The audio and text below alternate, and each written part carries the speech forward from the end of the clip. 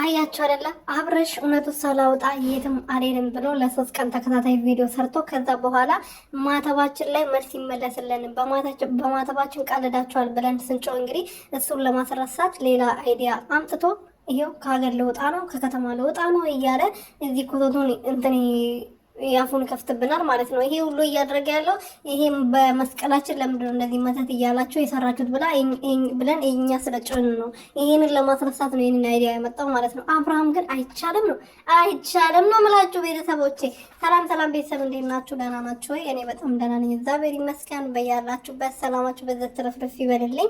ለዚህ ቤት ለዚህ ቻናል አዲስ የሆናችሁ ሰብስክራይብ፣ ሼር፣ ላይክ እያደረጋችሁ ቤተሰብ ሆኑልኝ። እንግዲህ አቶ አብርሃም ከዚህ በፊት ያው ሩትዬ ቤት እንደሚኖር ቤት ውስጥ ሲኖር እንደነበረ በግልጽ ስለነገርከን እናመሰግናለን። ምክንያቱም አንድ ሰው ከቤት ወጥቶ ሌላ ቦታ ሲኖር ከነበረ ለአንድ አመት ምናምን ነው እንግዲህ 1 አመት ሆኖታል ተለያይተናል።